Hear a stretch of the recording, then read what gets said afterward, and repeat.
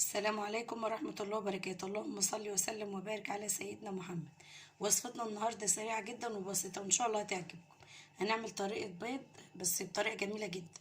معايا طماطم مقطعاها طرنشات كده زي ما انتم شايفين، ومعايا فلفل أخضر، ومعايا زيتون بس مقطعاه حتت صغيرة، ومعايا توم مفروم، ومعايا التوابل كمون وفلفل أسود وملح، ومعايا بيض. البيض طبعا حسب الكمية اللي هتعمليها، ومعايا جبنة موتزاريلا. أول حاجة أجيب طاسة على النار وأسخنها. معايا كده طاسه على النار، هحط فيها حبه زيت بسيطه كده، وهحط مكعب زيت.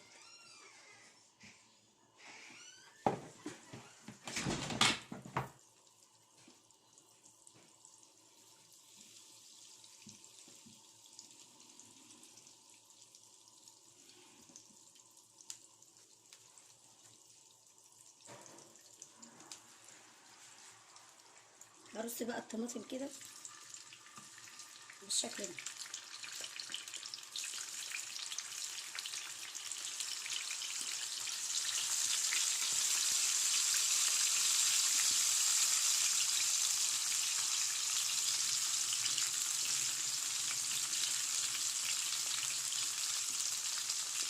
هحط عليها حبه الثوم المفرومه،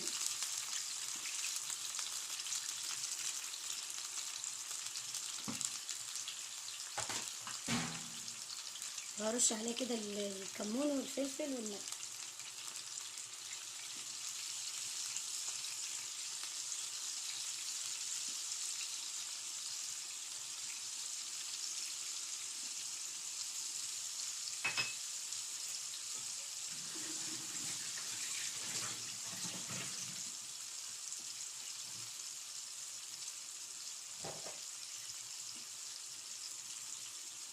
نقلب الطماطم كده بالشكل ده على الناحيه التانيه،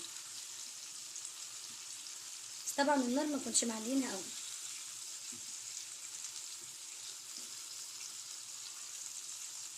انا مش مكتره الطماطم عشان ولادي ما بيحبوهاش قوي في الوصفه دي، فانا حطيت حاجه بسيطه كده عشان هي الوصفه اساسا الطماطم دي من تحت، فانا حطيت حبه بسيطه.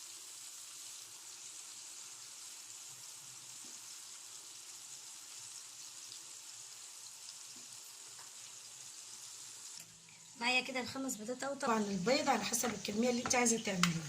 احط حبه الثوم الباقيين، ما حطيتش الثوم المفروم كله، واحط حبه الزيتون برضو والفلفل الاخضر، ولو في خضره حطي برضو، ونحط عليها برضو ملح وفلفل اسود وكمون.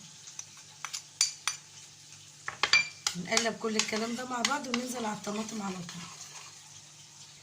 كده قلبنا الخليط كله مع بعضه بالشكل ده. لو عندك فلفل احمر رومي حطي برضو، بس انا اكتفيت باللي عندي ده. هرش عليها الجبنه بالشكل ده.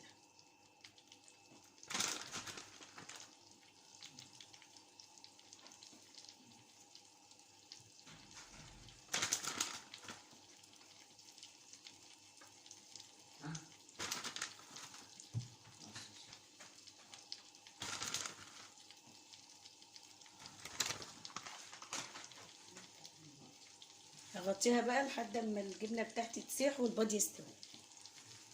وده الشكل النهائي للطبق بتاعنا النهارده. يا رب الفيديو يعجبكم، والسلام عليكم ورحمه الله وبركاته.